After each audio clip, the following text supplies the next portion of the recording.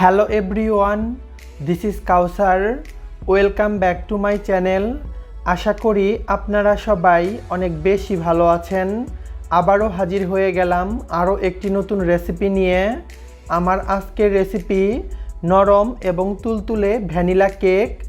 এই কেক বানানো একদমই সহজ, আর এই কেকটা খেতে কিন্তু অসম্ভব মজার। যারা কিনা একদমই নতুন আমার রেসিপি ফলো করলে তারাও এরকম নরম এবং পারফেক্ট তুলতুলে ভ্যানিলা কেক তৈরি করতে পারবেন। আমার চ্যানেলে এই কেকের অনেক রিকোয়েস্ট ছিল, তো আমি আজকে আপনাদের সাথে শেয়ার করব কিভাবে নরম এবং তুলতুলে ভ্যানিলা কেক তৈরি করতে হয়, আর সাথে থাকবে অনেকগুলো টিপস। আশা করি রেসিপিটি আপনাদের অনেক ভালো লাগবে। যারা কিনা ব্যাচেলর এবং নতুন রাঁধুনি, আমার আজকের রেসিপিটি তাদেরও অনেক উপকারে আসবে। আই হোপ রেসিপিটি আপনাদের সবার অনেক ভালো লাগবে। তো কথা না বাড়িয়ে চলুন ঝটপট শুরু করি। So let's go to my kitchen and make it. Cake তৈরি করার জন্য আমি প্রথমেই শুকনো উপকরণগুলোকে প্রিপেয়ার করে নেব। আর তার জন্য নিয়েছি এরকম একটি মিক্সিং বল, আর নিয়েছি একটি স্ট্রেনার। প্রথমেই দিয়ে দিলাম 1 কাপ পরিমাণ ময়দা। এ পর্যায়ে দিয়ে দেব 1/4 কাপ গুঁড়া দুধ। আরও দিয়ে দেব 1 চা চামচ বেকিং পাউডার। এখন দিয়ে দেব 1/2 চা চামচ বেকিং সোডা। এ পর্যায়ে দিয়ে দেব 1/4 চা চামচ লবণ। এখন এই শুকনো উপকরণগুলোকে ভালো মতো ছেঁকে নিতে হবে, আর এই উপকরণগুলোকে ছেঁকে নেওয়া অত্যন্ত জরুরি। যখন এই উপকরণগুলো ছেঁকে নেওয়া হবে তখন এর মাঝে যদি কোনো লাম্পস থাকে সেগুলো এই ছাঁকনিতে জমা হয়ে যাবে। আর এভাবে ছেঁকে নিলে কেকটা অনেক ভালো হয়, অনেক স্মুথ হবে। তো ছেঁকে নেওয়া হয়ে গিয়েছে। এ পর্যায়ে এই উপকরণগুলোকে আবারও চামচ দিয়ে ভালো মতো সব কিছুকে মিশিয়ে নিতে হবে। তো মোটামুটি মেশানো হয়ে গিয়েছে। এ পর্যায়ে আমি এটিকে সাইডে রেখে দেব।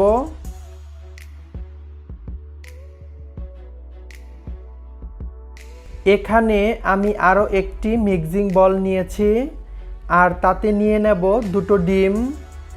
আমি আজকে 1 কাপ ময়দার জন্য 2টো ডিম ব্যবহার করব। আর ডিমটাকে এমনভাবে দিতে হবে যাতে করে এর হলুদ অংশটা সাদা অংশের সাথে মিশে না যায়। অবশ্যই হলুদ অংশটাকে আলাদা করে নিতে হবে। আর আমি কাজটা কিভাবে করছি আপনারা কিন্তু স্ক্রিনেই দেখতে পাচ্ছেন। ঠিক এভাবে ডিম থেকে হলুদ অংশটাকে আলাদা করে নিতে হবে।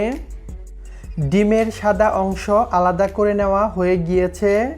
এখানে দিয়ে দেব 1 কাপ পরিমাণ চিনি।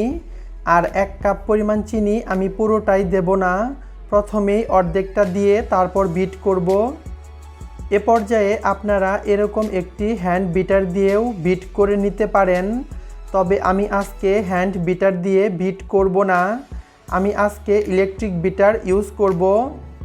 হ্যান্ড বিটার ব্যবহার করলে সময়টা যেমন বেশি লাগবে, আর তেমনি এটি অনেক কষ্টসাধ্য একটা বিষয়, আর এর ফলাফলটাও ঠিক অতটা ভালো আসে না।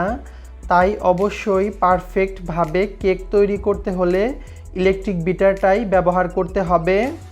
প্রথমেই বিটার দিয়ে চিনিটাকে মিশিয়ে নেব, আর তারপর লো স্পিডে আমি এটিকে বিট করে নেব প্রায় 7 থেকে 8 মিনিট।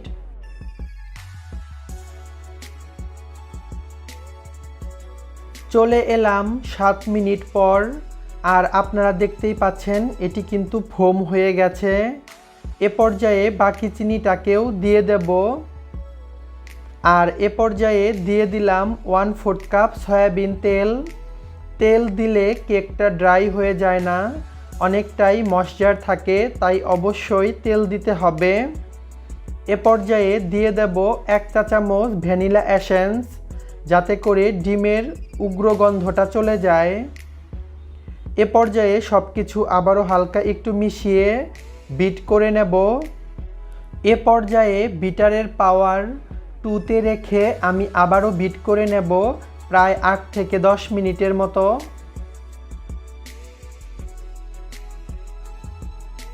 চলে এলাম 10 মিনিট পর, আর দেখুন এটি কিন্তু ফোম হয়ে গিয়েছে। এ পর্যায়ে দিয়ে দেব সেই ডিমের হলুদ অংশটা। এ পর্যায়ে আবারও বিট করে নেব প্রায় 4 থেকে 5 মিনিটের মতো। এখন আর বেশি সময় বিট করার কোনোই প্রয়োজন নেই।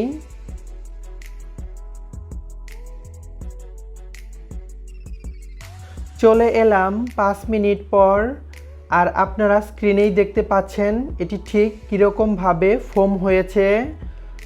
এ পর্যায়ে আবারও স্ট্রেনার নিয়ে নিলাম, আর স্ট্রেনারের মধ্যে দিয়ে দিচ্ছি সেই আগে থেকে ছেঁকে রাখা শুকনো উপকরণগুলো। এ পর্যায়ে স্ট্রেনারের মধ্যে দিয়ে আবারও উপকরণগুলোকে ভালো মতো ছেঁকে নিতে হবে। আমি টোটাল 2 বার শুকনো উপকরণগুলোকে ছেঁকে নিয়েছি। এ পর্যায়ে একটি স্প্যাচুলা দিয়ে এগুলোকে আলতো হাতে মিশিয়ে দিতে হবে। বেশি নাড়াচাড়া করে মেশানো যাবে না, তাহলে ডিমের যে ফোমটা ক্রিয়েট হয়েছে সেটা কিন্তু নষ্ট হয়ে যাবে। তাই আলতো হাতে এটিকে মিশিয়ে দিতে হবে। আর আমি 4-5টাকে এভাবে ঘুরিয়ে ঘুরিয়ে মিশিয়ে নিচ্ছি। আপনারা কিন্তু স্ক্রিনেই দেখতে পাচ্ছেন। এটি ঠিক এরকমভাবে ফোল্ডিং প্রসেসে শুকনো উপকরণগুলোকে মিশিয়ে নিতে হবে। তো মোটামুটি মেশানো হয়ে গিয়েছে। এটির কনসিস্টেন্সি বা ঘনত্বটা ঠিক এরকম হবে। একদম নরম বা শক্ত এরকমটা হবে না, ঠিক এরকম করে নিতে হবে। আর আপনাদের কাছে যদি একদম শক্ত মনে হয় তাহলে অল্প পরিমাণে পানি অথবা দুধ মিশিয়ে নিতে পারেন। কেকের ব্যাটারটা একদম রেডি বেক করার জন্য। কেক বেকিং করার জন্য আমি এখানে 7 ইঞ্চি সাইজের একটি কেক মোল্ড নিয়েছি।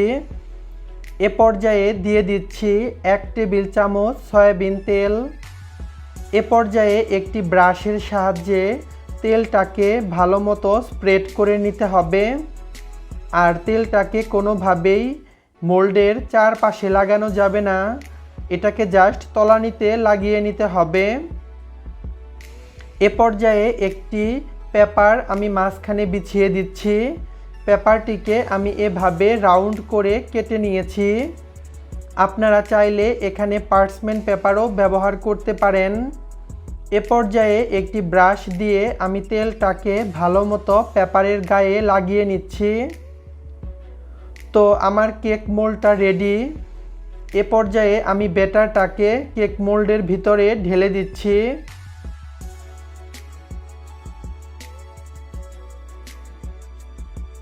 এ পর্যায়ে এরকম একটি স্টিক দিয়ে ভালো মতো নাড়াচাড়া করে দিতে হবে, যাতে করে কোনো রকম বাবলস না ক্রিয়েট হয়। আর এভাবে স্টিক দিয়ে নাড়াচাড়া করে দিলে এর মাঝে যে বাবলস থাকে সেগুলো কিন্তু বের হয়ে আসবে, আর ব্যাটারটাও অনেক ভালো মতো সেট হবে। এ পর্যায়ে হাত দিয়ে এরকমভাবে ট্যাপ করে নিতে হবে, যাতে করে বাবলটা বের হয়ে আসতে পারে। এ পর্যায়ে আমি চলে যাব বেক করার জন্য। কেক বেক করার জন্য আমি চুলায় একটি প্যান বসিয়ে দিয়েছি, আর প্যানটাকে আমি 20 মিনিটের মতো প্রিহিট করে নিয়েছি। এখানে নিয়েছি একটি স্ট্যান্ড আর নিয়েছি বালি, তবে আপনারা চাইলে এখানে লবণটাও ইউজ করতে পারেন। এ পর্যায়ে আমি সেই মোল্ডটাকে স্ট্যান্ডের মধ্যে বসিয়ে দেব, আর এ পর্যায়ে ঢাকা দিয়ে দেব। এভাবে অ্যালুমিনিয়ামের প্যান ব্যবহার করলে কেকের কালারটা অনেক ভালো আসে। এ পর্যায়ে ঢাকনাটাকে ভালো মতো সিল করার জন্য ভারী কিছু ব্যবহার করতে হবে, আর তার জন্য আমি এখানে হামানদিস্তাটা ব্যবহার করলাম। আপনারা চাইলে এখানে পাটার যে শিল সেটাও ব্যবহার করতে পারেন। এ পর্যায়ে আমি এটিকে বেক করে নেব প্রায় 40 থেকে 45 মিনিট।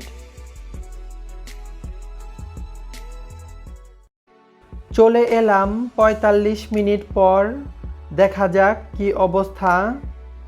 এই তো আপনারা কিন্তু কালারটা দেখতে পাচ্ছেন নিশ্চয়ই। কেকটা হয়েছে কিনা সেটি চেক করার জন্য একটি টুথপিক এভাবে ভিতরে ঢুকিয়ে দেব। যদি টুথপিকটা ক্লিন আসে তার মানে কেকটা ভালো মতো বেক হয়েছে। এ পর্যায়ে আমি কেকটাকে চুলা থেকে নামিয়ে ঠান্ডা করে নেব। আর একটা কথা আমি বলতে ভুলে গিয়েছি, আমি যে কেকটাকে ৪৫ মিনিট বেক করেছি তখন কিন্তু চুলার আঁচ একদম লোতে ছিল। লো হিটে ৪৫ মিনিটের মতো বেক করে নিয়েছি। আপনাদের ক্ষেত্রে সময় কম বা বেশি লাগতে পারে। কেক ঠান্ডা হয়ে গিয়েছে। এ পর্যায়ে একটি নাইফ দিয়ে কেকের সাইডটাকে আগলা করে নিতে হবে। আর অবশ্যই কেকটাকে পরিপূর্ণভাবে ঠান্ডা করে তারপর মোল্ড থেকে আউট করতে হবে। কোনোভাবেই গরম অবস্থায় কেকটাকে মোল্ড আউট করতে যাবেন না, তাহলে কেকটা কিন্তু ভেঙে যাবে। তো আপনারা নিশ্চয়ই কালারটা দেখতে পাচ্ছেন এটি ঠিক কতটা পারফেক্ট হয়েছে। তো আমি আপনাদেরকে কেকটা কেটে দেখাচ্ছি। আমি এরকমভাবে স্লাইস করে কেটে নিচ্ছি। যেহেতু আমি কেকটাকে ডেকোরেশন করব না, তাই আমি এরকমভাবে টুকরো করে কেটে নিচ্ছি। তবে আপনারা চাইলে কেকটাকে ডেকোরেশন করে আপনাদের প্রিয়জনকে সারপ্রাইজ দিতে পারেন।